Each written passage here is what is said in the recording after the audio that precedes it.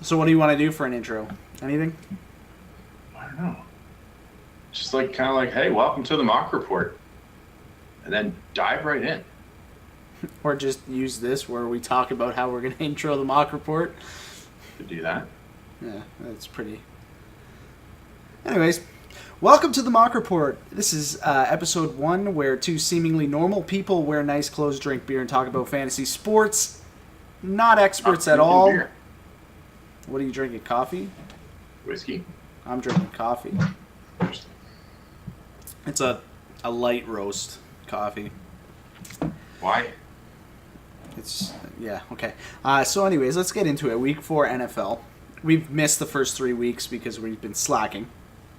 We're gonna jump right into things by looking at just for DFS. This week is like a quasi bye week. I was talking to you earlier about it, where if you are going to be entering the Millie Maker, you only have 12 games. You do not get the Thursday nighter, which is normal. You don't get the Monday nighter, which is normal. Although there are some Millie Makers that do the Monday. I remember from last year. And I do not recall that. I did it. I remember once because that was the one where I actually placed really high, and Frank Gore and the Indy D absolutely burned me, and I only won like $300 instead of like a little bit higher. But you also don't get the Sunday nighter, which is usually you get the Sunday nighter because Yeah, but there's a lot of good tournaments on. Like for GPP, there's plenty of good tournaments Thursday to Sunday. I'm just saying specifically for that Millie Maker this week, you're out, 8 quarterbacks, and some of them are pretty big names. So let's take a look at the injuries, anyways. Notable ones that are new, because everybody's probably already looked at some of the ones that are already affecting, and we can touch on those. I got myself a little list here. John Brown for Arizona, wide receiver. Could make an impact on your fantasy teams looking at league or DFS. Julio Jones is questionable. Kelvin Benjamin questionable. Tyler Eifert is out. And Cincinnati can use all the help they can get, but they're not getting it. Andrew Luck's still out, waiting for his return. Melvin Gordon is questionable. Sam Bradford is doubtful, and Teddy Bridgewater is obviously still out. Shane Vereen, he's questionable. You got Matt Forte, doubtful. Michael Crabtree, questionable, probably will play, and he's Oakland's, go-to receiver right now since Amari Cooper Forgot how to catch balls? No, I'm pretty sure he moisturizes his hand with butter or eats popcorn before every game. Either one. Something like that. Well, that's a lot of injuries, but I would say there's that more. For the most part, for the most part, the big names on there, you don't have to worry too much about. If you were one of the unlucky few to have a high exposure to John Brown in season-long leagues, then you're a little disappointed in his performance, but it's par for the course because he's been broken for a year or so. But, of the big names on there, Julio's good to go. Kelvin's good to go. Yeah. Eifert's back's broken. He's not coming back. He's probably going to be out for this season. They haven't said that, but that's how it's probably going to go. Bradford's you don't have big names on there. I'm not too concerned about. There is one big name, guys. And one big name that's dear to my heart that he was my sleeper pick all the time. I love this guy. It's Darren Sproles. Darren Sproles gone. He's dead. Goodbye, Mr. Sproles. Thank you for all the fantasy points and the great career. Thank you for 2011, Mr. Sproles. So I'd like to make a toast to Mr. Sproles. Darren fucking Sproles. There's also Doug Baldwin, questionable. Jordan Reed out, and he's a Band-Aid. You can't read too much into questionable tags. Teams are going to do this regularly. Baldwin's going to play. He's going to do great. It's going to be fine. What about Rob Jimmy Kelly? Graham, on the other hand, Jimmy Graham might not play. What about Kelly for Washington? Who cares? Honestly. Not me. Good enough. Okay, so we know all the injuries that we've kind of run into this year. The new ones, I just kind of listed off a couple of them. But what are some important waiver pickups that you would say for week 4? Whether you're going to drop them eventually or someone permanently for your team that might be still available in a deeper league. Here's the thing. the last couple of weeks, I'd say last week and this week, you're not looking at a lot of big name injuries that have opened up the waiver picks. So you needed to really kill the waiver picks week 1, week 2. I mean, you can probably fish out guys like Brandon Coleman in New Orleans. He's been producing pretty good. He's getting a lot of red zone touches. You could try to find JJ Nelson. I bet he's gone after his big day last week. One nice pick I liked, and it's too late now because he's probably gone too, but you can pick up Jaron Brown because he's going to fill in for the most part for John Brown. I know it sounds a lot like, but Jaron Brown will fill in for John Brown and probably produce at a pretty similar level. That being said, sticking to Arizona, you could probably make a swing for Chris Johnson if you really want to go there. I mean, he's going to be the starter. He's going to get touches. He's going to have a couple good games, but he's not going to be the one that really week to week locks it down. I hate Arizona. I hate them. Yeah, they're bittersweet, right? Because they play from they behind. have these big potential games, and then they don't produce when you want them to. But, exactly. I mean, it's tough. I mean, I don't know. Waiver wire picks are always tricky, but you really had to be on it. You could go after Blake Bortles. You could go after, Jermaine Gresham. You could go after, guys like that, but it's not a guarantee until we get a real big injury to, one of the top running backs or, one of the top wide receivers where their number 2 has to step up and really fill in. You're not going to, personally for me, I've got an hour and 8 minutes before all my leagues go through. I haven't put any waivers in. There's nobody. Yeah, so basically the one major waiver wire that I saw that is for Darren Sproles. Picking up Smallwood would have been a good move if you can get him, because it seems like he's going to get the majority of the touches for Philadelphia. He might not get your goal line touches for somebody that's not in a PPR league, but that's like LeGarrette Blount. But he did get the majority of the touches for anything outside of the red zone, so he's also a good receiving running back, which, strangely enough, we were discussing before this season, and we were talking about how potentially people would go with the no RB setup for their teams and just rotate guys through, because it's so hard to peg that one guy unless you got like a McCoy, a Le'Veon, or Johnson, who's out now. But strangely enough, running backs are lighting it up this year, and it's all those guys that are like suspects, though. It's not the guys you think it would be. But so to this point too, like, is it worth picking up like that rookie running back every year? Because he had last year where Zeke lit it up, and this year he's doing okay, but he's nothing too special. And now you got Kareem Hunt on the scene, who is hands down the best running back, except if he was in a different offense. I read a stat earlier that they play the slowest in between snaps, so they play the least amount of snaps. So Kareem Hunt literally needs to have a 50-yard rush in order to light up the scoreboard, which he has done in the first 3 games of the season. Yeah, but he's been consistent in scoring. He's got a big breakaway factor. It's a small sample size, though, right? I mean, I don't want to say he's bad. He's obviously very good. He was the 3rd-rated rookie running back coming into the draft on my own personal ratings, and I thought he's going to be a star no matter what. He's got the opportunity now. It's a great offense that he's in. It's pass, it's rush, it's ball control. It plays to his strengths, right? And he's really taking the ball and run with it. No pun intended. It's Andy Reid too. Yeah, and Andy Reid has a massive history of feeding the ball to his running backs through the air, through the ground game. He's going to do it no matter what. And the best thing, the thing that just makes everybody in fantasy die for it, is he loves feature backs. Like, he's not going to spread the wealth around. He's going to ride a guy until he dies, and then he's going to ride the next guy. So, I mean, Kareem Hunt's in a great spot right now. He's probably going to produce more. He'll have his bad games. He'll have his, he'll regress to the mean a little bit. He'll put up 20 points instead of 40. But, I mean, he's definitely, as far as DFS goes, he is, cram him in. Like, you got to start him. There's nothing you can do about it. The only guy that starts, you can't. the only guy that rivals him right now in DFS, like PPR leagues, is Todd Gurley, who, like, you know, every time he's in the red zone, he's scoring.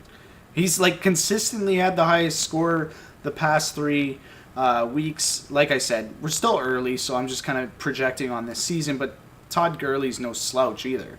No, now, I mean, a guy that I thought was gonna pick it up this year would be Melvin Gordon, who has kind of been not great though. Like I thought he was gonna have like line carries. He's getting passes. He's averaging 4 passes a game. So, I mean, it's another guy that's in that feature back role, right? You know, that offense itself has struggled a little bit. It's not really putting up the fantasy points that they're basically punting. Like the Chargers are punting. But Melvin's he's got a little bum knee right now, so I mean he's I'll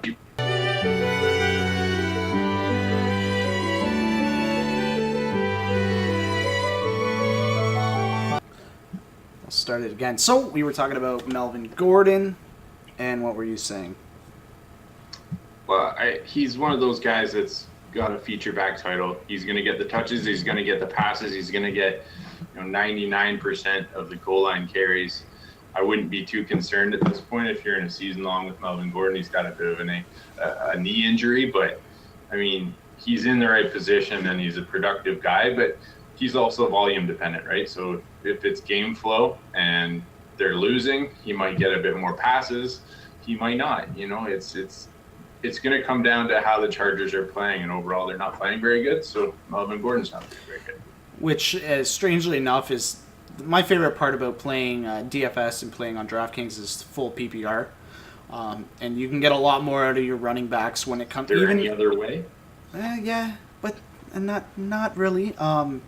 Having that, potential increase in floor projection, like so the higher floor scoring just based on the fact that a running back's going to catch 4 or 5 passes in a game might seem more attractive for picking him up, at least in DFS leagues like that.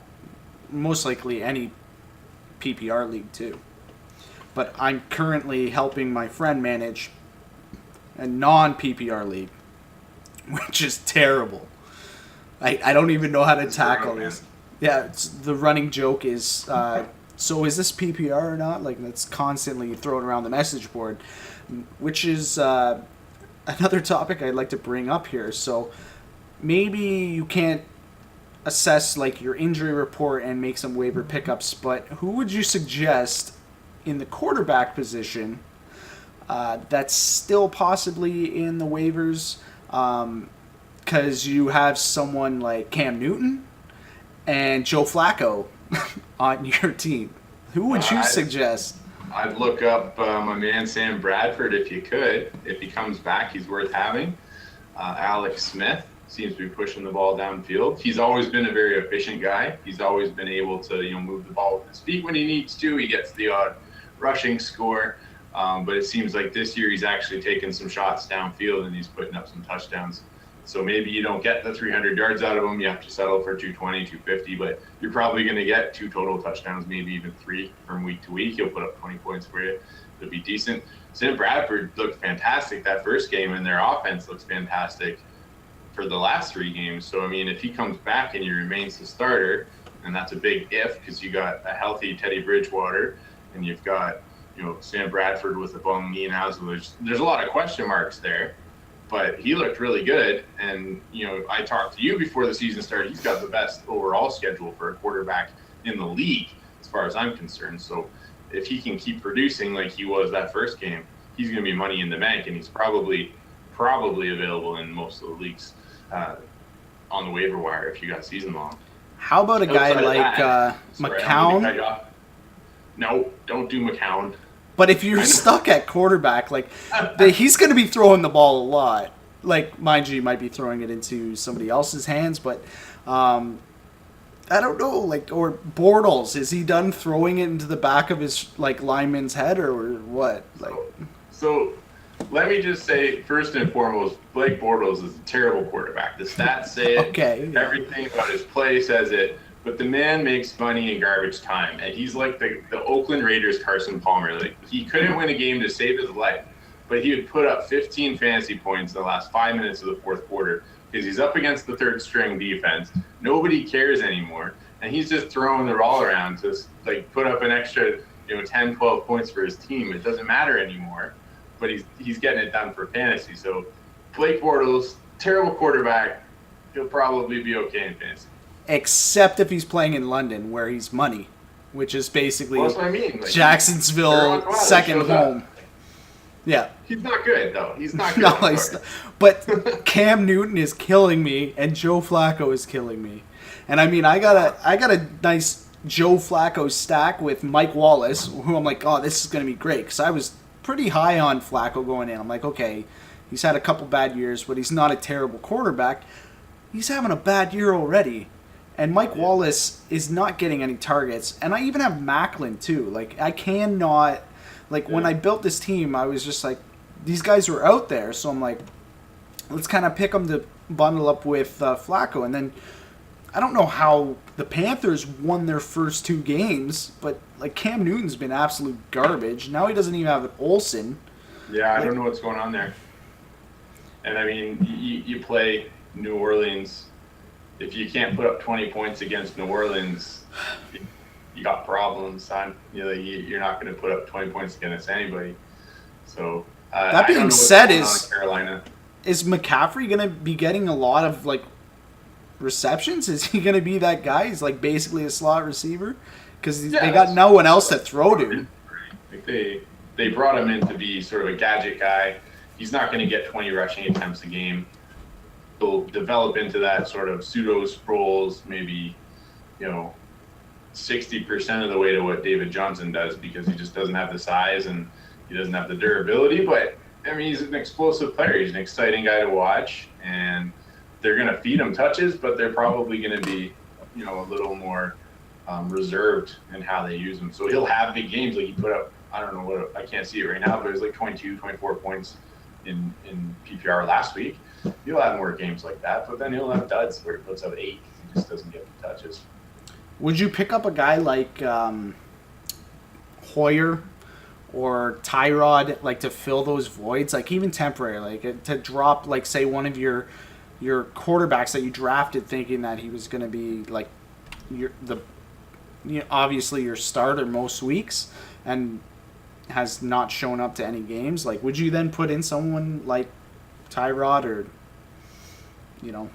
Hoyer?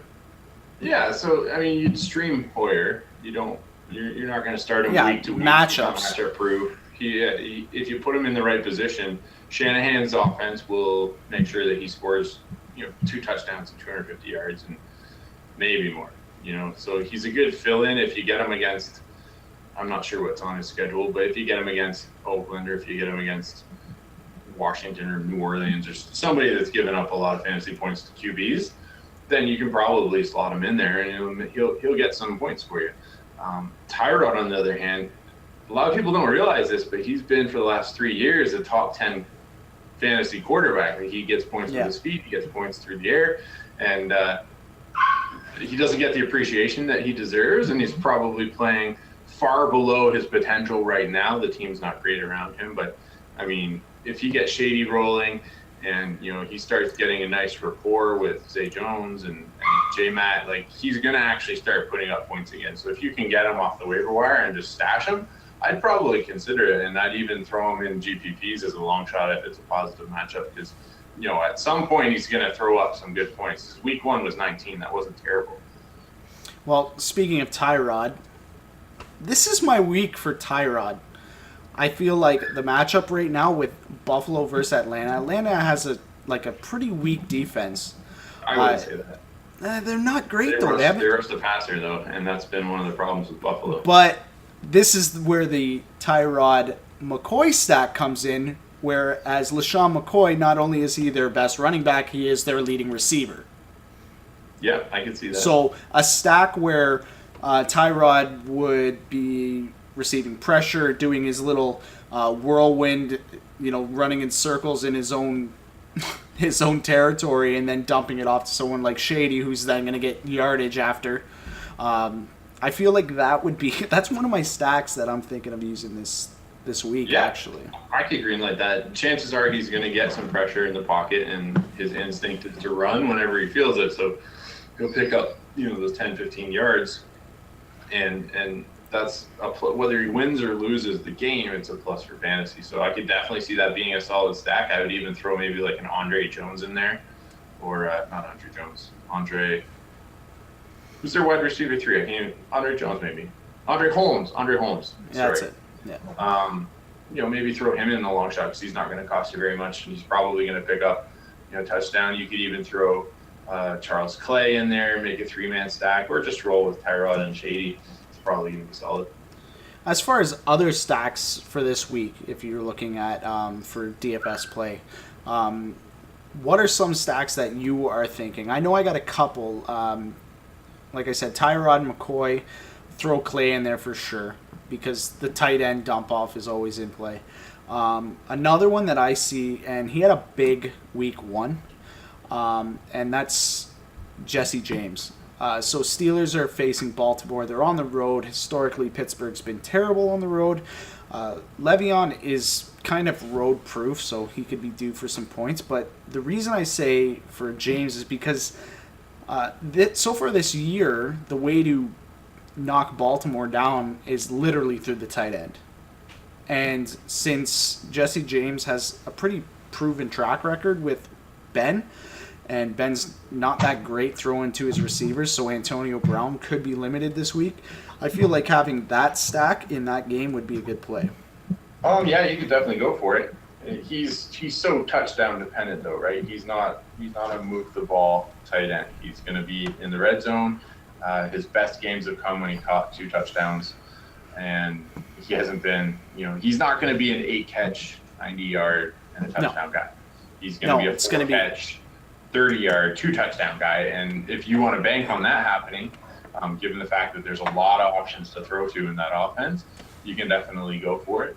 I would probably err on the side of sort of tried and trusted if you're going to go with a QB tight end stack. I mean, Gronk and Brady. It goes without saying, but yeah, Brady and Gronk, or Aaron Rodgers and Bennett, or Travis Kelce and Smith. They're all probably going to be a lot better in terms of production than Roethlisberger and James. But you win GPPs by having the contrarian lineup once in a while, and it worked for week 1. It'll probably work at least one more time this season. Maybe this week's the week, but it probably won't be for me. I have a problem with Rodgers and Bennett. Like, they cannot connect at all. Like, for some reason, it's almost like Bennett is drinking the same water as Amari Cooper. Like, because he drops everything. And it's almost as bad as Brandon Marshall has been, like, dropping the ball, too. Marshall hasn't really gotten the volume that I think he thought that he was going to get, or a lot of people thought that he was going to get in that offense. Eli hasn't had a lot of time to throw, so he hasn't really been doing much at all. You can tell he's getting frustrated, though, Marshall is. So I could see the squeaky wheel getting some grease in the weeks to come. Maybe he's over the hump. Maybe he's not the player that he used to be. It was going to happen someday. It was going to happen one of these years. He puts up, 7,000 or 8,000 yard seasons out of 9 or 10 years that he's been in the league. So, I mean, chances are eventually the rust is going to catch up to him. But I don't think he's done. I think he's probably struggling as well as the entire offense is. But guys like Bennett are playing below their potential. So you can't freak out over 2 or 3 weeks or a couple drop balls. Even Amari Cooper, like, these guys are going to light it up. They're going to get it going. It's a matter of time, not if. So you're safe to roster them. You're safe to start them. The disappointment won't be season long. I'm confident in that. So what are some of your stacks? Are you going to be like on someone like a Simeon and DT, or even Probably Emmanuel not. Sanders? Although when I was looking at ratings, I saw Demaryius Thomas is actually one of the top rated wide wide receivers this week, but I struggle to get behind Simeon because he's such a game manager. But he's home. He's not exciting. He gets it done. I get it. Like the guy puts up 300 yards and 3 touchdowns, and nobody notices. So I don't know. I might throw a stack his way. I probably won't. I'm not being exciting this week in terms of quarterback picks. I'm probably going to be rostering a lot of Brady because I'm going to ride the Lightning. Like the guy's just destroying the world right now. Well, it doesn't matter who he's playing. The Patriots are scoring the over because they're in a shootout every game because they don't have a defense. Yeah, it's been an interest. Like last week, I don't even know how that happened, but it was definitely an interesting game to watch. Whether he's in a shootout or not, they tend to put up 4 or 5 touchdowns regardless, and they don't seem to take their foot off the pedal. So, I mean, I'm willing to pony up for Brady. You can't mess around when it comes to quarterback production. He'll probably be a little higher owned than most of the guys out there. Same with Rodgers, but Rodgers is getting caught back, so he's got all of his weapons on the field again. He's going to be able to score points. That's not a great defense either, so they're going to be playing. I mean, I want to have something more interesting to say, but when it comes down to it right now, you play the guys that are destroying the world, and that's the usual suspects. I mean, you can say, I mean, Andy Dalton, he's got a good matchup again this week. So AJ? Yeah, they got potential. You could even stick in like Gio Bernard, maybe, if you wanted to be sneaky. You could look at Brandon LaFell. He's probably going to be up there. Derek Carr, people are probably pretty disappointed with how he played last week. So I tried to sneak in a Amari Cooper, and it has burned me like 3 weeks in a row. Oh, that was ugly for Oakland. Nobody saw that coming, but you might see a dip of 5-10% ownership on Carr this week just because of that, right? So, I mean, he's got another good matchup, and he's not a bad quarterback by any stretch of the imagination. So he'll probably be able to bounce back, and you can choose Cooper, you can choose Crabtree if he plays, you can choose even Jared Cook, I think is a solid option. A little disappointed with how Marshawn Lynch has run for the first 3 weeks, but hey, he's probably going to have some big games too.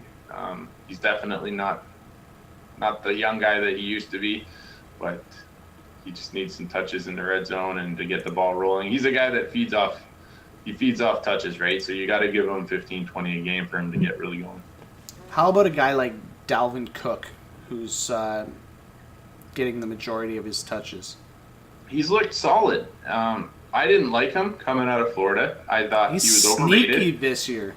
I thought he was overrated. I didn't think he was that talented. Like I knew he's obviously talented. If you're going to be the starting running back of an NFL team, you're a talented person. If you're going to be drafted, in the first round of an NFL draft or second round, I guess he was, you're a talented person. But when I looked at, versus Leonard Fournette or versus guys like Kareem Hunt and even some of the other backs that you haven't really seen too much of yet, I mean,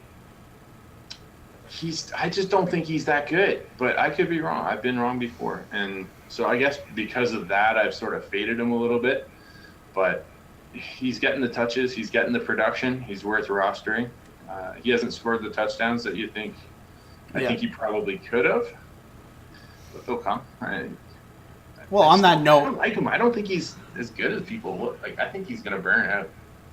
So we've already gone through the fact that you're kind of going with the strategy. You're playing with the guys that are going to kill the world. So let's go through positions, and let's just say some guys that are going to be like, high ownership, or someone that you really should at least play or roster at least once. Like, I guess the chalk plays for this week by position, starting with quarterback. Like, are you going Brady? The chalk plays, yeah, obviously Brady. You can start Aaron Rodgers. I mean, Matt Stafford. Could you call him chalky? You probably could call him chalky. He's been playing really good lately. That's probably it for chalk plays for me this week. They're not too special. If you're looking at guys that are not chalky and are going to be putting up. Well, we can get into that after this, but let's just go with it. I'm just going to say like Tom Brady and Aaron Rodgers for sure. How about Russell wide Wilson was receiver? pretty good. I like his matchup against Indy. That could be pretty high scoring too. And your wide receivers?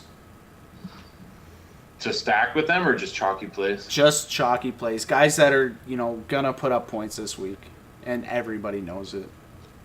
Keenan Allen is probably going to run Philly as much as I love Philly. He's probably going to take us to town. And get injured. Maybe. I'm waiting for it any minute now.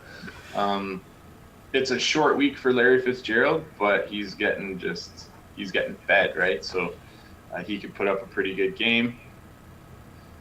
I want to say T.Y. Hilton, but I'm not going to say T.Y. Hilton. And then you got your usual suspects. I mean, at any given moment, Julio Jones, Antonio Brown, A.J. Green, Odell Beckham, all those guys are going to put up tons of points. Of those top guys, I bet you Odell Beckham's probably your best pick this week. And he's probably amongst the cheapest too. So I think he's still under 9,000, which is good. How about for your running backs? Like a guy for me is like Devontae Freeman. I can just see him this week for sure. Yep. And then, like I said earlier, like cram in. I guess you can't play on the main. Hunt's playing on the main ticket, right? No. Yeah, so you can't play Hunt on the main ticket. But if you're playing on a GPP outside of the Sunday games, definitely until the wheels come off, jam Kareem Hunt into your rosters. You can't go wrong there. Ezekiel Elliott versus LA. He's probably going to put up a lot more points than he has recently. I mean, he had a good game last week. It wasn't a bad game. It wasn't the games we got used to last year, but as far as running backs go, I mean, he still performed very well, and he's got LA, so I don't think LA is going to be able to, or I should say LA Rams. LA is not going to be able to put up the points against Dallas that they put up against San Francisco, so I could see him running up the clock for the last quarter. Dalvin Cook's pretty solid. We talked about Shady McCoy's probably going to get lit up this week. How about Jay Ajayi? He had a terrible week last week. Yeah, he worries me too. They're in London this week. They are in London. Facing the Saints. It's against New Orleans, so the matchup is good for him. But the thing about Jay Ajayi is, for as good as his year was last year, the majority of his points and the majority of his yardage came in 3 games. And anytime you see that, you kind of wonder, like, how much of that was luck and how much of that was skill, right? Like, if he didn't break off that 60-yard run, or if he didn't score 3 touchdowns, like, was he really that good? Or were those 3 games kind of inflating his value a little bit? I think we're starting to see some regression to the mean as far as Ajayi goes. He's still good. He's a talented guy. He's going to put up points, but I don't know if he is a week-to-week definite top 3 fantasy pick. But he's got a great matchup this week, so you might as well. If you're running multiple rosters, definitely have some exposure. How about for a tight end? Are we still locking in Zach Ertz, because he seems to be lighting it up this year? Yeah, for sure. The nice thing about Wentz and the way that he's playing is he's spreading the ball around. So as much as you can have some concern that Jeffrey's going to get the most of the volume, or he's gonna hog the targets, Wentz is passing the ball to everybody. So Ertz is able to capitalize off that. He's matched up against smaller linebackers and safeties, and they just can't size up against him. He's too big, he's too fast, he's too good at catching. So he's going to be productive week to week. His knock year to year to year has been he just doesn't score touchdowns, and that's the problem. So if he doesn't put up 90 yards and 8 catches, he's not very good.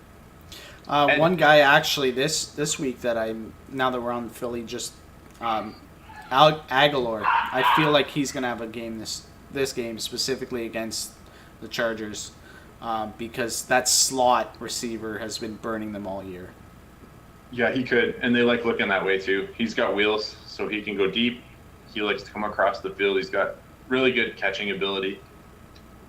He's going to be one of those guys that if you can peg him on the right game, you're going to be rewarded. This could be the week. I mean, like you said, he's got a good matchup on the inside. They're going to have to put up points. It's going to be probably an offensive showdown for them. So I could see him catching a long ball and 5 or 6 other passes. So it could be pretty good. Okay. So some major fades for this week. What would you say for your major fades for this week?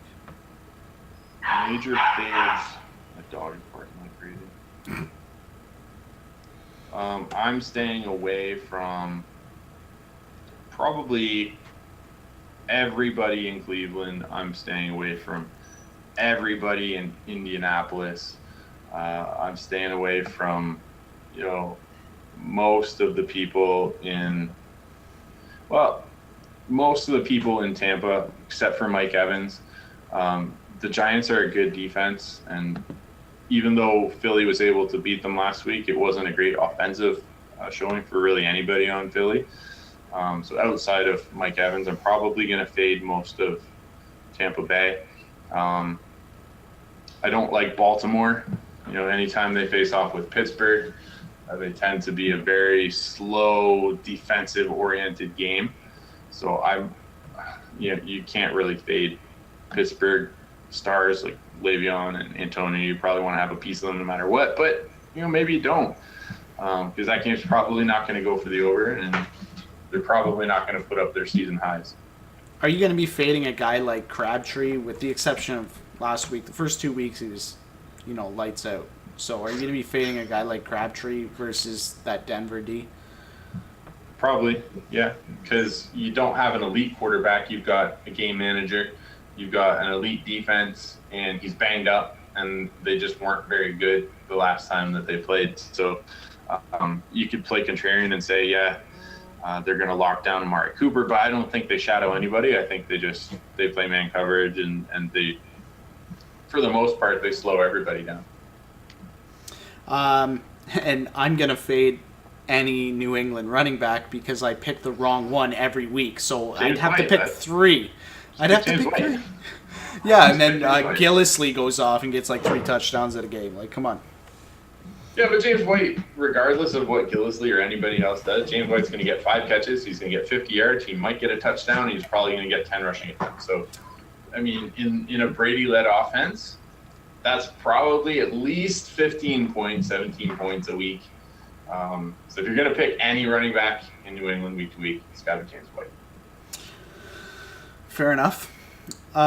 So let's look back on weeks 1, 2, and 3 since we missed them, and kind of looking at the guys that have been dominating so far for each position. And who do you think out of the group of these players are real and who's fake? Like, who's going to remain in this upper echelon and who's going to fall back and, land flat on their face and realize that they're not that great? So, like, for quarterbacks, like a Trevor Siemian, who's been at the top of fantasy, is he a guy that's going to fall flat on his face eventually? Is he just due for... He might not fall flat on his face, but he'll go back to being Trevor Siemian. I mean, he's not an elite quarterback. I don't think he can maintain 30 points a game week in and week out. So he's definitely not going to continue on the trend that he's on. Obviously, Case Keenum's his one-off. Yeah, don't trust that.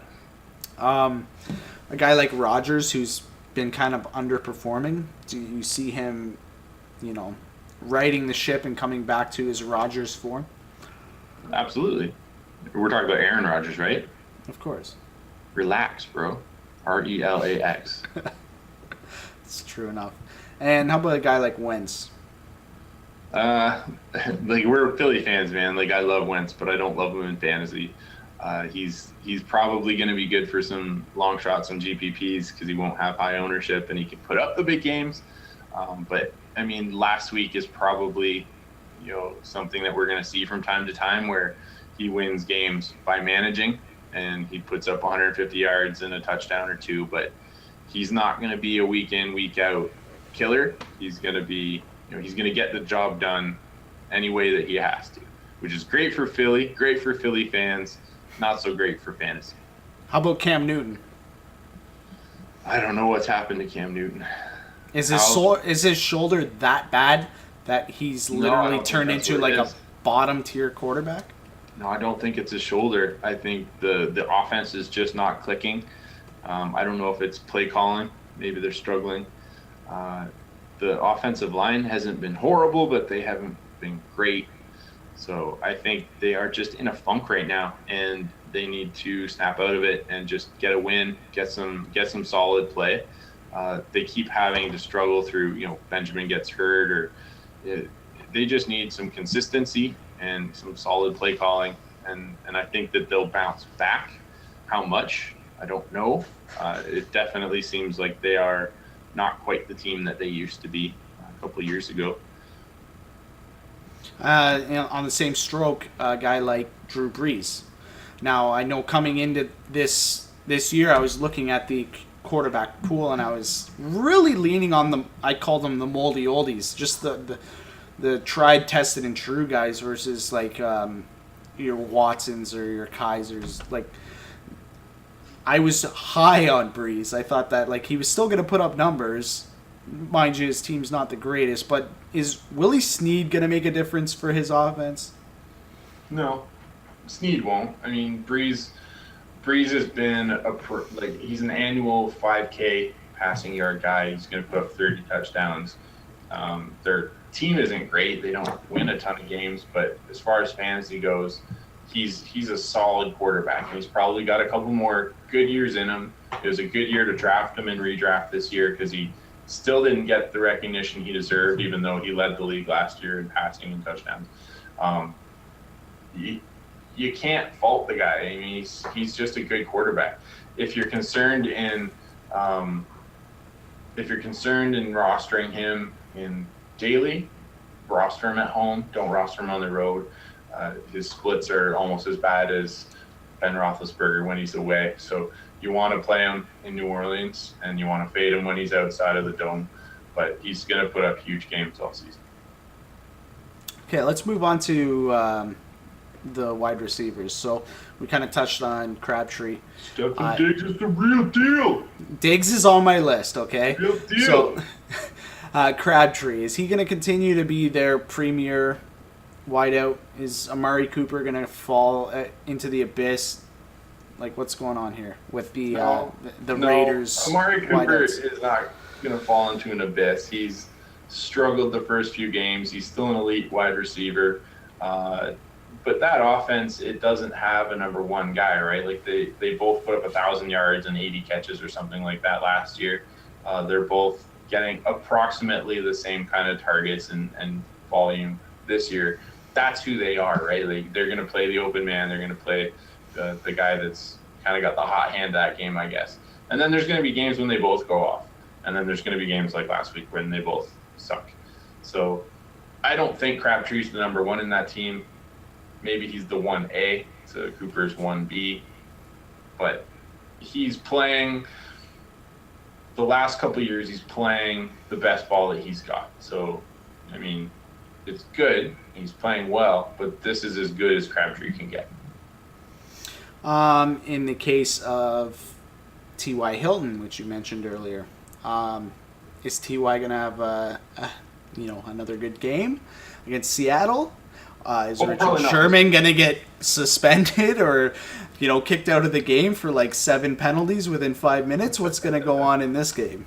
It's tough to say, man. This could be one of those games where, if you're betting the dog and saying Indy might pull this one out, you might be right, because if they can pressure Russell Wilson and keep him from throwing, they might keep the score down, and then Indy's got a chance. That being said, I mean, if you don't have Andrew Luck, there's no guarantee. So T.Y. had a great game last week. He could potentially be a great low ownership guy this week because a lot of people will probably fade him versus the Seahawks. Sherman's not great versus a speedster. And that being said, Sherman's always on the left anyway, so they just line him up in the slaughter on the right, and they don't have to worry about Sherman. But I'd be more concerned about the pass rush in Seattle, just limiting the opportunities for Hilton to get downfield. But he could definitely go off, and I bet you he'd have low ownership, but I don't think this is the week.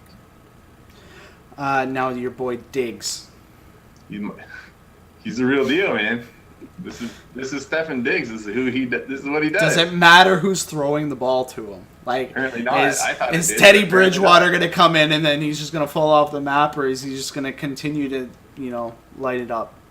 So interestingly enough, Diggs has performed the worst with Teddy Bridgewater on the field. But that being said, it was his first year. He was still acclimating to the league itself. So, I mean, Diggs is a real deal. He's an elite wide receiver. He's an elite route runner. He's got elite hands. He's the whole package as far as I'm concerned as a wide receiver. So I don't think it matters too much, as evidenced last week, who throws the ball to him, because he's going to catch it. You just have to get it near him. Of the quarterbacks on the roster, I think Bridgewater would probably hurt his the quarterbacks, the committee of quarterbacks on the roster. Right, like whoever starts, Bridgewater probably hurts him the most. But that being said, like, he's still going to be a productive guy. He's a great wide receiver.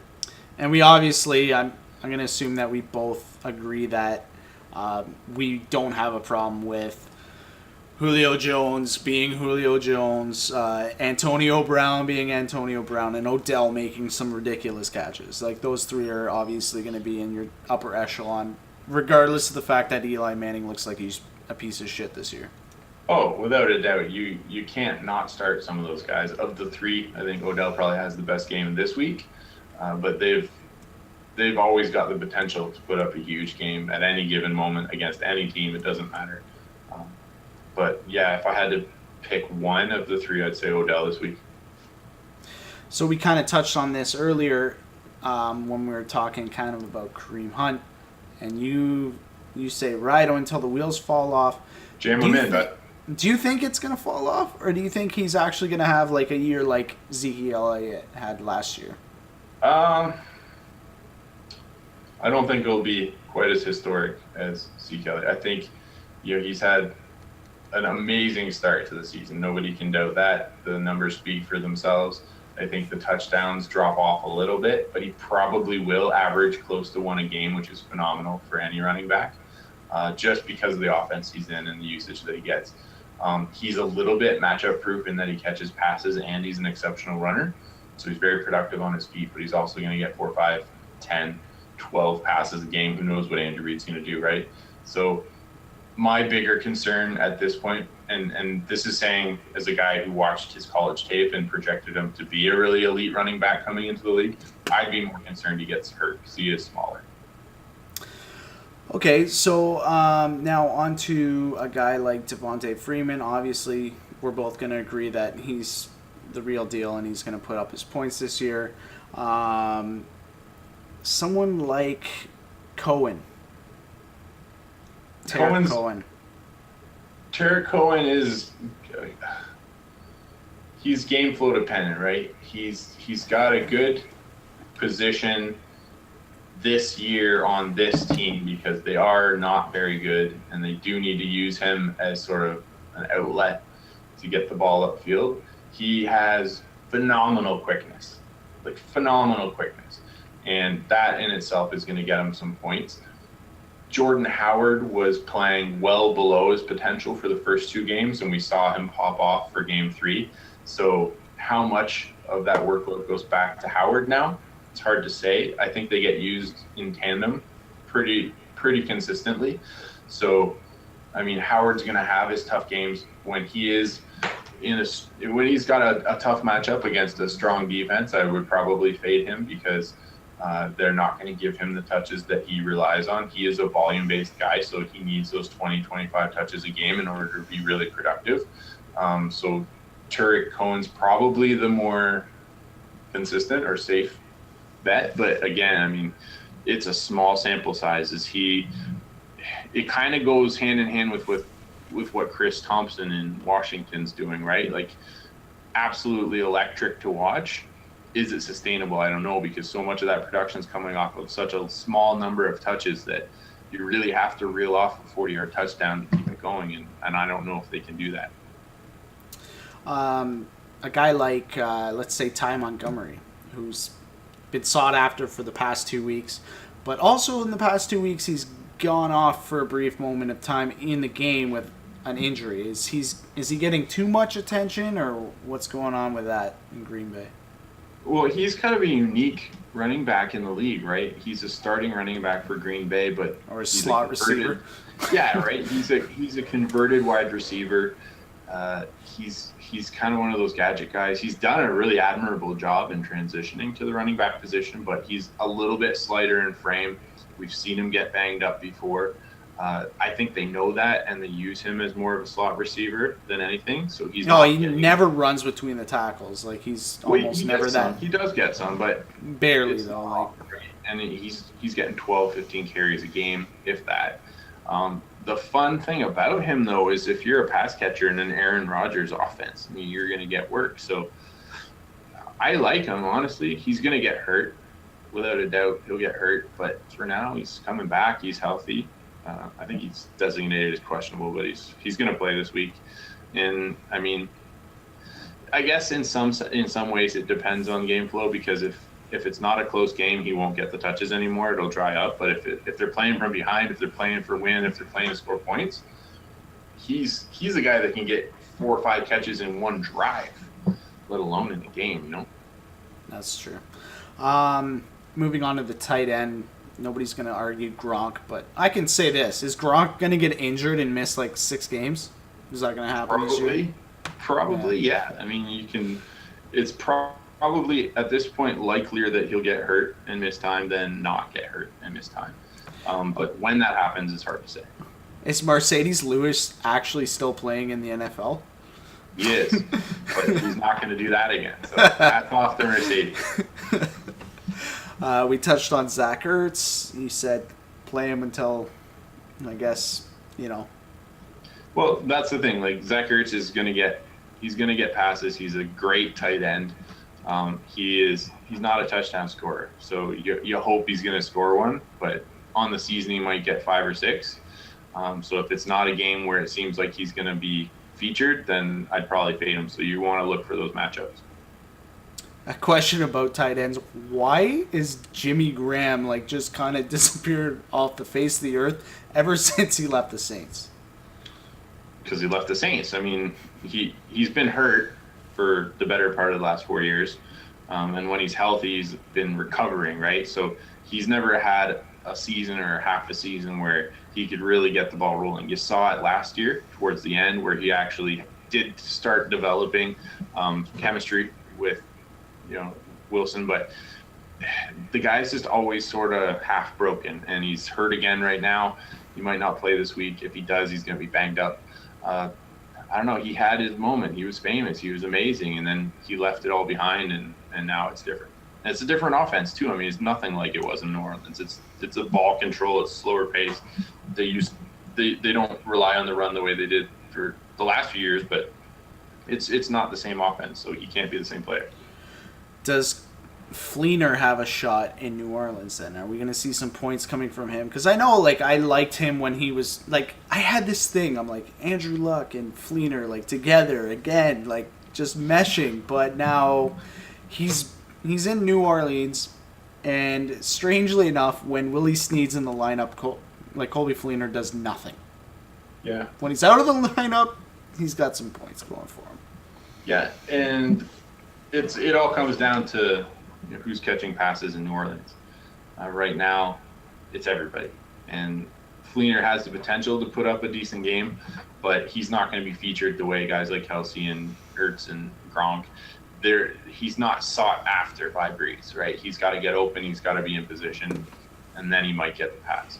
So, I mean, his ceiling from week to week is probably always going to be about 5 catches and 60 yards and hopefully a touchdown. And if you get all that, you're looking at 18 to 20 points. Mm-hmm. But he's not going to be the featured guy, so you kind of have to pick the right week.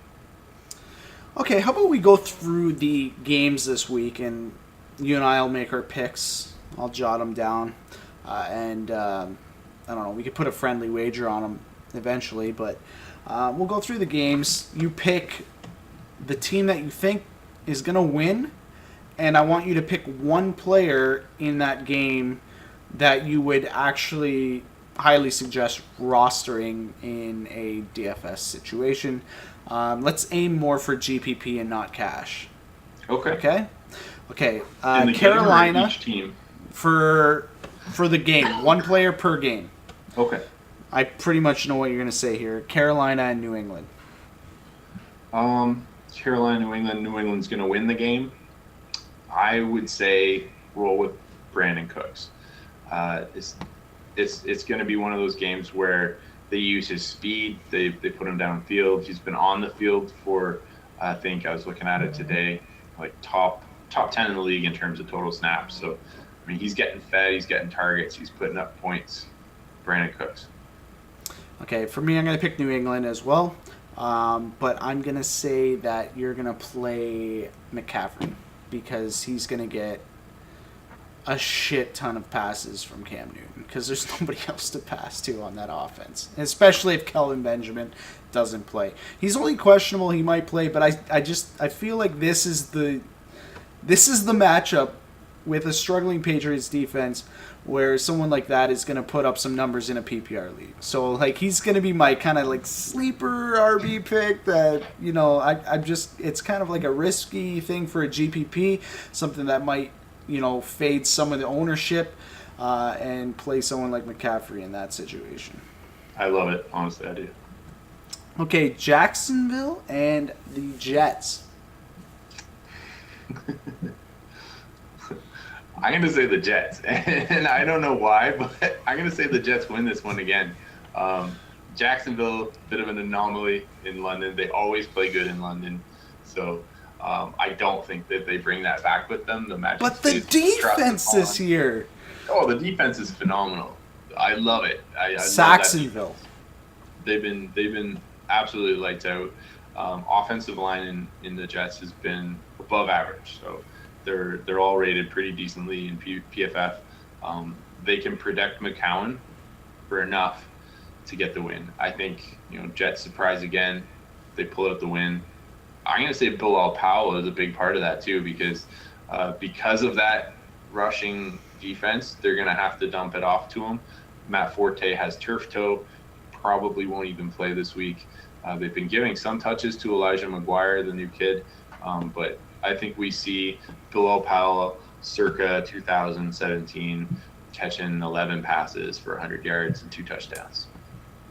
That makes sense. And do you not like Fournette? Love Fournette. Love the guy. I've been watching him since he left high school. I think I've told you that. I mean, I've been waiting for Fournette in my dynasty league for the better part of 4 years, and I drafted him. So I love the guy. I think he's going to continue to produce the way he has, but therein lies the issue, right? I mean, he's going to put up 60 to 80 yards and a touchdown.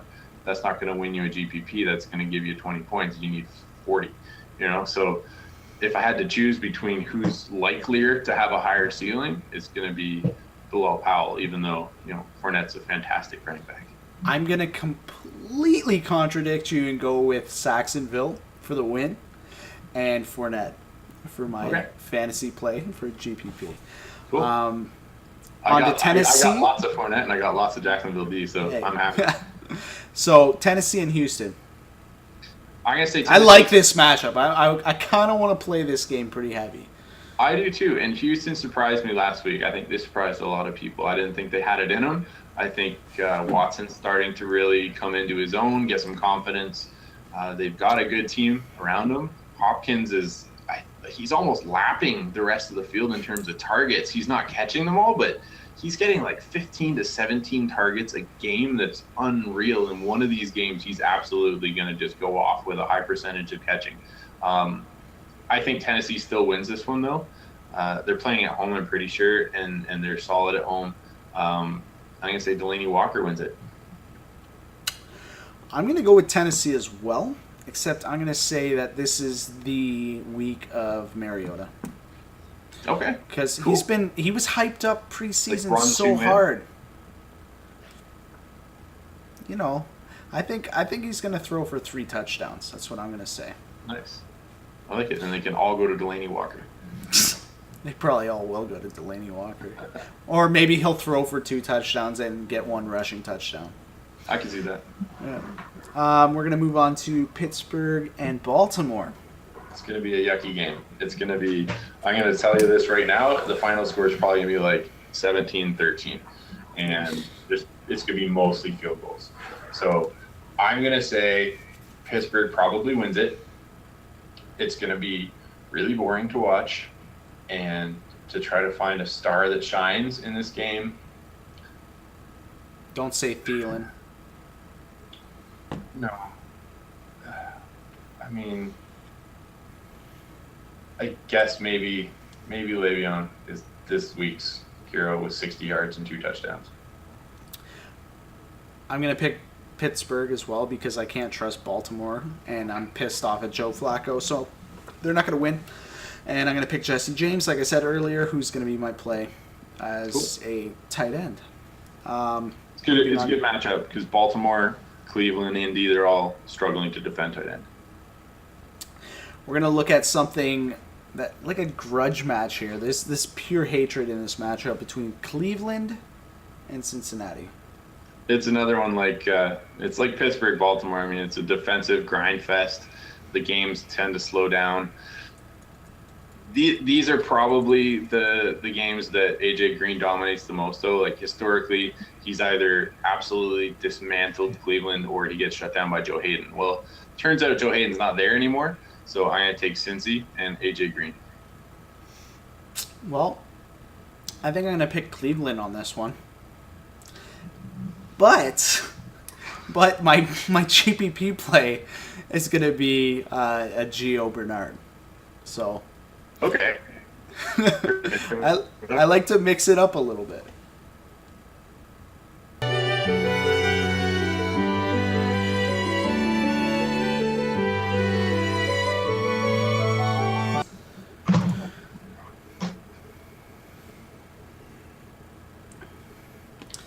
Okay, technical difficulties. Back on the Gio Bernard topic. Go ahead, shoot. So I think Gio's a solid bet, but I wanted to say, sort of staying on the topic of pass catching backs, a guy that doesn't get a lot of the recognition he deserves that we're playing in this game is Duke Johnson. He typically, he's treated more as a slot receiver than a running back, but he was a very, very good running back for Miami when he played in college. But he's also shown a little bit of what he can do out of the backfield last game. He had big running play for a touchdown, and then he caught like 8 passes or something like that. He put up a pretty solid week. So I think we're going to see a lot more of that. As far as his production goes, he's been, I think, top 3 in the league for pass catches in the last couple of years. So they know what they've got. They know how to use them, and he's just getting better. Is Mixon a thing on Cincy? He will be. Right now, he's in a 3-headed monster, and it sucks for everybody. He needs to break off a big run if he's going to put up a good line, because he's going to break off a good run instead of throwing a punch and breaking 4 bones in a woman's face. Oh, that's brutal. Yeah, he's not a good person, but he's a good running back, so he'll be good at some point in time. It's not going to be right now. All right, let's move on to Detroit, Minnesota. Okay, so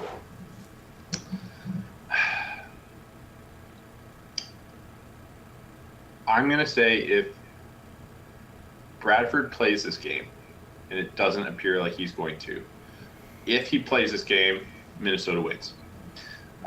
They're playing in Minnesota, so chances are good that they will be able to pull out the victory. If it's Keenum, I don't think he quite repeats what he did last week. I think guys like Diggs and Thielen will still have a good week. But I know it's convoluted, but I'm gonna say if Bradford does not play, it'll be Detroit, and the big play will be Golden Tate. Well, I'm gonna pick Minnesota. And my play is going to be the defense. The Minnesota defense. The Zimmer defense. I like that. That's interesting. I think that the $1 million man is going to throw into a couple picks. How are we quantifying this though? Like if the defense we're just doing more than Golden Tate, or if they're just like a difference maker? No, for me, it's not your GPP. It's not going to be our fantasy picks. Really, we're just going head to head for picks. But then we're just throwing in just one of our top plays. Okay. Or basically, then you're saying Minnesota is going to be the defense to own this week. They are. That's what I'm thinking, anyways. One of them. I got two. I have two. One I'm not going to tell anyone because I'm going to use it, and nobody else is. Okay. So, we're going to move on to the LA Rams and the Dallas Cowboys. Dallas figures out how to play football again. So, Dallas wins this game. I think they're going to win it by a large margin. I think they're going to actually succeed in bottling up the burgeoning LA Rams offense. It's been non-existent for the last few years. I think it'll go back to being non-existent this week. I think they struggle to run the ball because they're going to focus on shutting Gurley down. I don't think, even though they put up a ton of passing yardage last week, I don't think that their passing game is that strong. So I think Dallas wins this by a large margin, and I'm going to say Dak Prescott's probably the guy that wins it for them. It's reputable. I like it. But I'm going to go the complete opposite, and I'm going to say the Rams. The Rams. And Sammy Watkins. Goff. Sammy Watkins. Jared Goff. He's not going to get injured this game, and he's going to catch 2 touchdowns. He's going to go for back-to-back weeks, eh? Yeah, 2 touchdowns, 132 yards. I'm going to have to look up when the last time a wide receiver caught 2 touchdowns back-to-back. Well, I have it on video, so probably Calvin Johnson. It might be, yeah. We'll move on to Buffalo and Atlanta. Atlanta, I mean, I think Buffalo played very admirably last week, but Atlanta is going to blow them away. It's just too strong of an offense. They come at you with every conceivable weapon that they have. You can try to shut down Julio, but it really doesn't matter because they've got too many guys that can put up big points and big plays, from Tevin Coleman to Devonta Freeman to Julio Jones. They can even use Austin Hooper randomly to just score 80-yard touchdowns, which is unheard of. He's a tight end on my radar, actually, Hooper. Well, he gets 2 passes a game, so sometimes they go for 2 touchdowns. Sometimes they go for 90. So it's hard to say. Actually, on that topic of Julio Jones, he has yet to catch a touchdown from the red zone yet this year. Yeah, does that change? This week, maybe. I mean, it's hard to say. Last year, he only caught 5 or 6 touchdowns total. So it has seemed lately like they don't necessarily try to. I mean, this is partly due to the teams they're playing too. You're obviously going to double team Julio in the red zone because he's such a threat. So it goes back to what I said, where they have so many weapons on that team, they don't have to force the ball to him when it seems like a predictable move to do so. They can dump it off to Devonta, they can dump it off to Tevin Coleman, they can take a shot at any of their other wide receivers who are very confident. So do I think Julio scores a red zone touchdown this week? I'll say no, but he will score them at some point. I just don't think he's going to be a huge red zone threat. So who's your fantasy player for this matchup? You know what? I am going to say Taylor Gabriel catches 2 long bomb touchdowns. Fair enough. That's a nice low ownership play right there. I'm going to go with Atlanta to win, but McCoy is going to be McCoy's a solid pick in this game.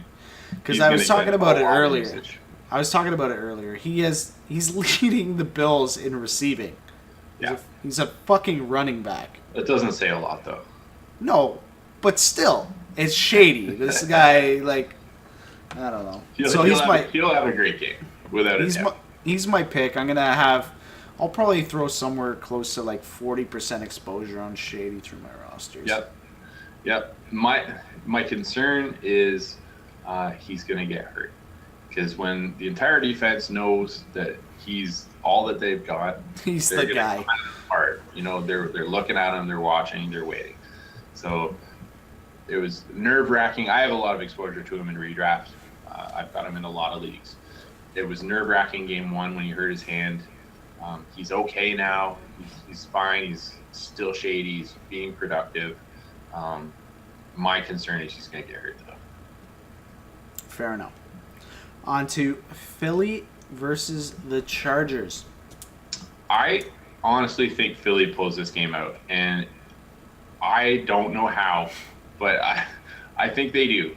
The offense has been good. It's not been great, but it's been good, and in a lot of cases, it's been good enough. So even with Fletcher, is Fletcher Cox out? I believe he's questionable. I'm not sure, but I don't think that really slows down our pass rush that much. We still have some really strong guys. Marcus is going to ball out. We're gonna get sacks on Phillip Rivers because it's not hard to do that. And at least 2 times this game, Phillip Rivers is going to throw the ball directly to Philadelphia with no receiver even remotely close to him. So I think Philly wins this, and I don't know if the difference maker is on Philly. I would say probably the most productive player from a GPP standpoint will be Keenan Allen. Okay, I'm going to pick Philly as well, except I'm going to pick Nelson Aguilar, which I said earlier that's probably going to be a stack in a couple rosters. I'm going to do a Wentz Aguilar because I feel like that he's going to exploit the Chargers in the slot. So he's going to be my play. I picked Philly. Nice. Again, I'd like to say goodbye to Darren Sproles, who was my stack with the Philly D because the special teams. Man. I mean, strangely enough, my 2 favorite flex plays are guys that I just kind of plugged into rosters. Yeah. Darren Sproles, a great receiving back and pretty much just like a muscle hamster, as you used to call Doug Martin. It's not just me. I know. And Danny Woodhead. Now, I'm just reminded of Danny Woodhead because of his career with the Chargers, but when I saw that he went out injured, I was just like, God, he's my play, a nice receiving back. We'll move on to San Fran versus Arizona. I think San Fran wins this game, to be honest. I think Kyle Shanahan can pull out the win here. Arizona has looked very suspect. They've had 2 really good quarters all season, and those 2 quarters have won them games. But, I mean, against Indy, they could barely score anything until the 4th quarter. And then last week, they had a great first quarter and a pretty good finish in the 4th quarter. But everything else has been really suspect. They don't have a running game. They've got a short week. They're tired. I don't think they win this. So I think Kyle Shanahan capitalizes. He pulls out the win. It'll be a mediocre scoring game, probably around where Vegas says it'll be, 27-23, something like that. I'm going to pick Arizona, and I'm going to pick Mr. Larry. Mr. Larry going to come up with 2 back-to-back great games. Could happen. He's getting a lot of volume now. That's all they've got right now. Tampa Bay versus the Giants. I think Eli gets one here. I do. I think Giants. They're not going to go 0-4. Come on. I think the Giants will get one here. They've got a good defense. Tampa Bay is a young team. They're a good team, but they're a little uncoordinated. They tend to throw the ball away a little too much, and I think they're going to be able to keep Mike Evans bottled up enough, not a lot, but they'll keep him bottled up enough to win this game. You've seen nothing at all out of Jacquizz Rodgers for the first 3 weeks. Dougie comes back in a couple. Well, I guess it's been 2 weeks for them, but Dougie comes back after next game. So I think they lose this one. I think Eli and the Giants pull it out. I think Odell has a huge game. I'm going to completely disagree with you. I'm going to say that Tampa's going to win this, and it's not going to be Watson that's going to do it. It's literally going to be Jacquizz Rodgers.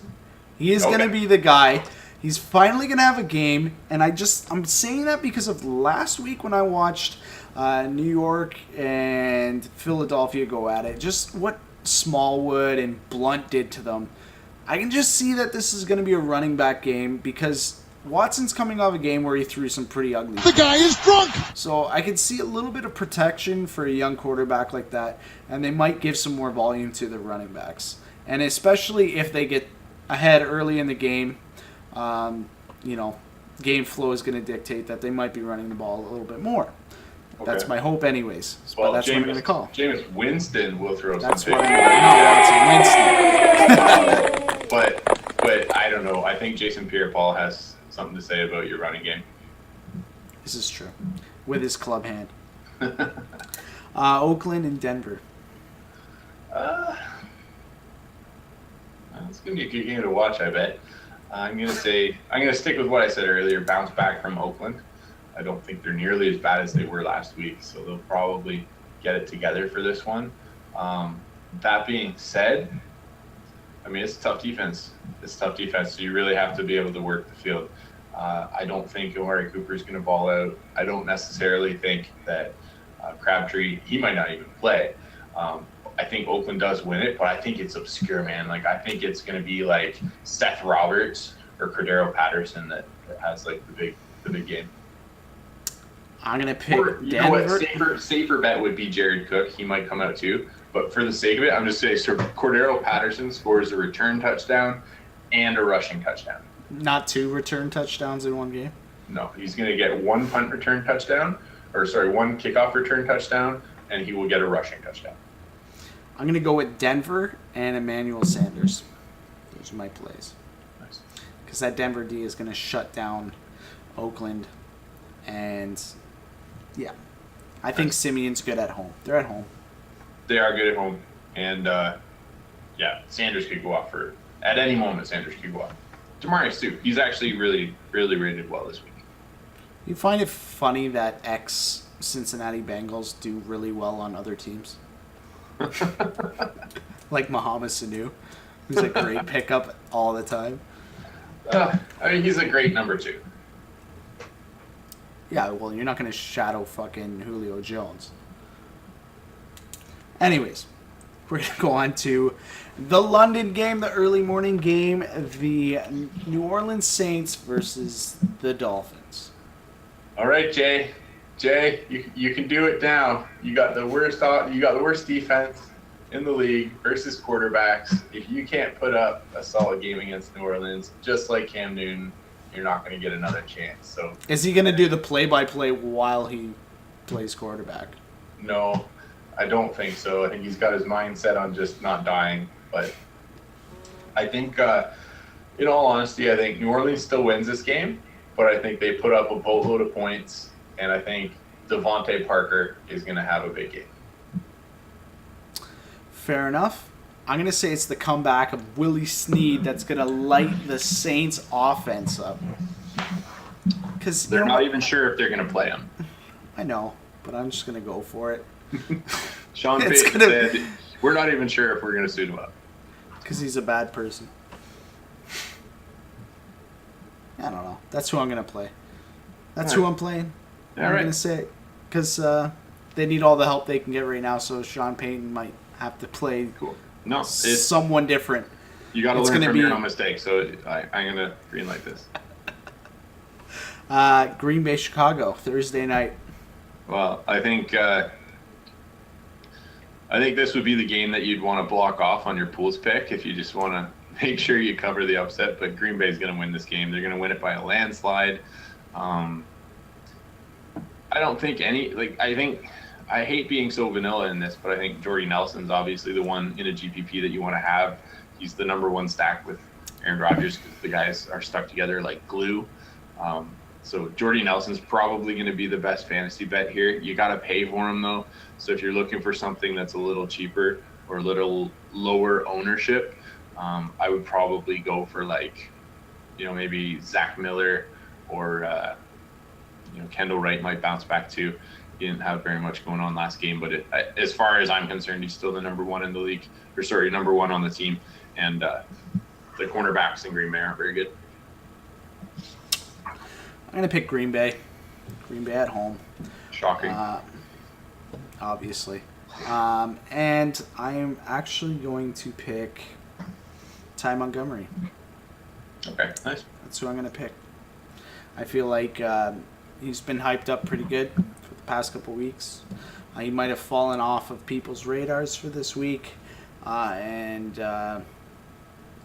he might not have a super huge game, but he's going to be a serviceable RB2 in my rosters, I think. Okay. Worth having. He'll be high ownership, though, because of the pass catching.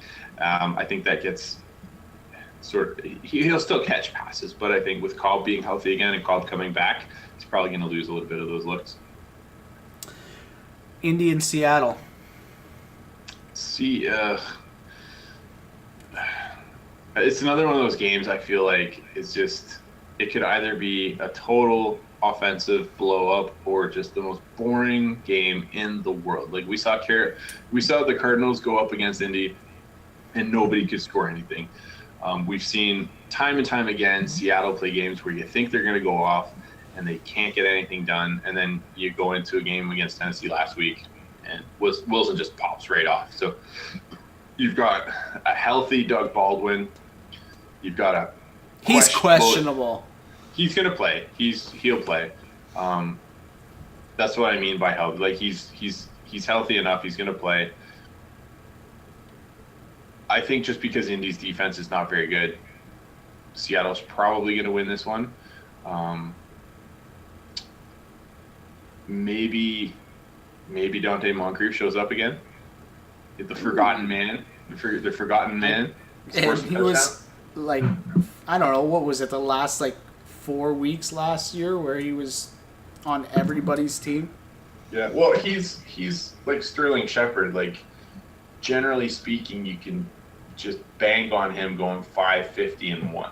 Like, just every game 550 and 1. And I don't know, maybe he shows up this week. There's gonna be a lot of attention paid to Ty. They're gonna be probably dropping a safety back to keep him over top. Sherman can't keep up with Ty. Ty's the preferred option, but I mean, Brissett's no luck. I mean, he played well last week, but he's not luck. So I don't know. I have a hard time seeing Indy doing much, but maybe Moncrief shows up. I'm gonna go ahead. I'm gonna pick Seattle as well, except I'm gonna pick Doug Baldwin to shake the questionable tag and come out on fire and put up a 30 burger. He's gonna give me 30 points. Baldy, he could do it. I think he's probably a safe bet for points this week. I remember for me it was I was always like Curse and Baldwin. I was fighting with those two. When Seattle was hot, those were the two that I was fighting with. Well, Curse was the lone guy that might catch a long touchdown, and Baldwin. Yeah. I mean, Baldwin seemed to go 2 points one week, 40 points the next. Exactly. Tough to say. I think he's a little more consistent now because he's secured that number one position. Mm-hmm. They look for him more often. And if Jimmy Graham sits this week, Baldwin's money. Washington, Kansas City. Kansas City's probably going to win it. It'll be a good game to watch. I'll definitely be watching it.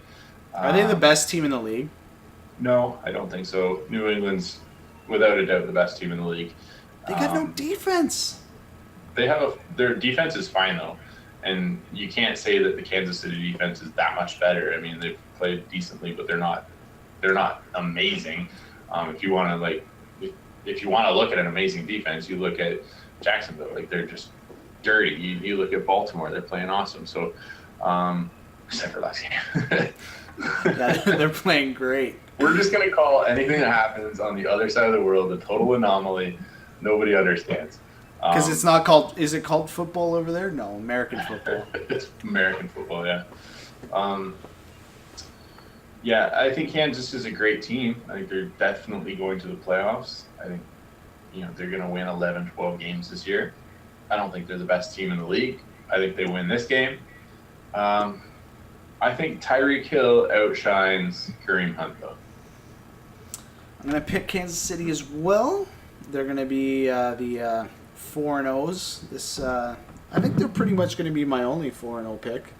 and they are going to have Kelsey put up some fat numbers. Nice. Because when nobody else is going, Kelsey's going, that's for sure. That's the only problem with him. He's the only true receiver on that team. He is. But yeah, so there we go. We got our picks. And we got kind of like a play for each game. Strangely enough, I was watching a video that was put out by Fantasy Labs. And they do the same thing, kind of. They do like a podcast and stuff.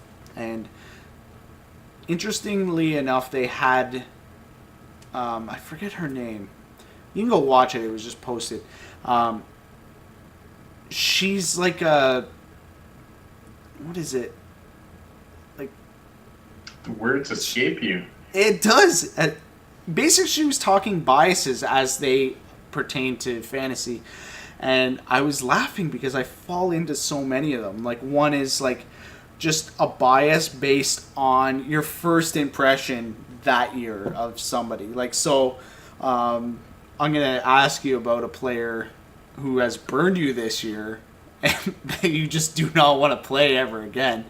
But she also talks about recency bias and then novelty bias. So something like a Kareem Hunt, he could be a recency bias, like putting up some crazy numbers, and you always have to pick him regardless of the matchup. You just end up picking him. It's just triggered in your brain just because of his recent performance. And then the novelty, which is something you've never seen before.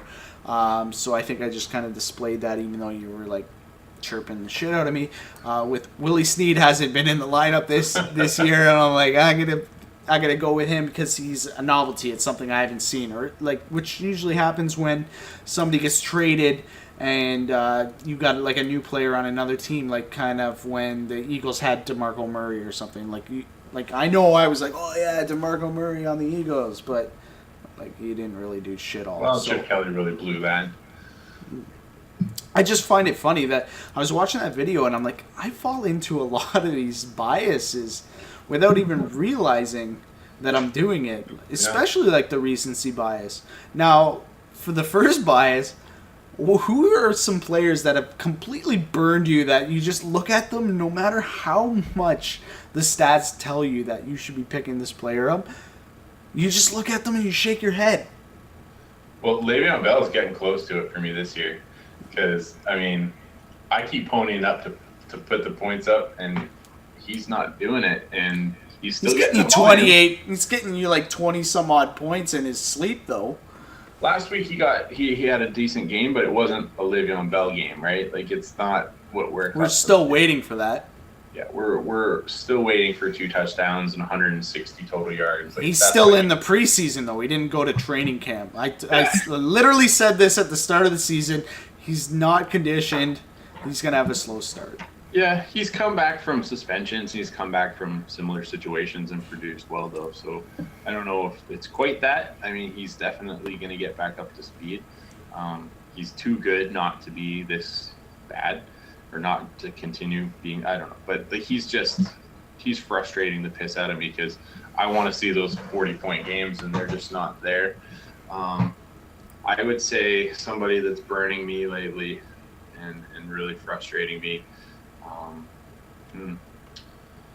Julio's probably there too. You keep paying for him, and it's been very average. I don't know. I've had some pretty rotating rosters. I haven't really been sticking the same people in on the same week to weeks. Maybe I don't fall into too many of these biases, so I got to watch the video. But I don't know. Like, nobody's really frustrating me yet. It's early too, right? So I don't know. I don't have any favorite plays that I've been just sticking to week to week. You know what? It's actually pretty funny. The person that's been burning me is also Le'Veon Bell. Like, you're just like, he's gonna have his game. You know it's coming. How do you not pay up to play at least you got to put him in like almost 30% exposure in your rosters. Oh, you don't have to, but the reality is you have to. Well, I mean, like last week with the matchup, come on, it was just it just it. I don't know. It screamed Le'Veon to me, and I was just a little bit disappointed because, like I said, lackluster. Jay Ajayi has burned me a little bit. Yeah. Especially last week. That kind of chapped my ass really good. So maybe on the same token, though, but a little bit different of a bias, I tend to avoid CJ Anderson because of what he did to me last year. So as good as he's been this year, he's PFF's number 3 overall running back. He's been very productive. I don't think I've rostered him yet, and I should probably check that. Cam Newton as well. Cam Newton's killing me in my league. I'm like, he's the best available when I drafted a quarterback, and then, like I said, I had Cam Newton, Joe Flacco, and they're non-existent. Yeah, I don't know what's happening to New Orleans. They're better than this. You mean Carolina? Yep. Both, honestly. That's true. That's pretty much everything I got. That's what I got. That's sweet. All right. Well, thanks for joining us for the first episode of the Mock Report. I didn't really introduce myself. I'm Brandon. This is my esteemed colleague, Matt, and my fantasy specialist, the guy who pretty much got me involved in it. And Good like that. Yeah, you are. You're enabling me as a gambler. So for anybody that's watching the video this long, we fully intend on putting out a video every week, at least once a week. We might do more than that, but we're going to start off with once a week, and our goal is to actually take YouTube and Twitch and do live streams while we're recording this so that we can actually interact with people, and you guys can make comments and, chirp us for our terrible picks or our terrible commentary, whatever you want to say. So if you stuck around this long, maybe that's something you're going to want to follow up on. We'll be sure to keep you posted. We do have a Twitter. I'll post that all in the description below as well. I will post, we're going to do like a little thing for our picks. I'll make sure that I'm listing them on every video. And I'll make sure to tell you who's the winner in the next video. And you'll also see links for sign-ups for DraftKings or Fantasy Labs or PFF. You'll see links below there, which are some of the sites that we use for our fantasy knowledge. Thanks a lot for sticking around with us this long, if you've made it this long. If not, talking to myself. But yeah, it's been fun. Bye.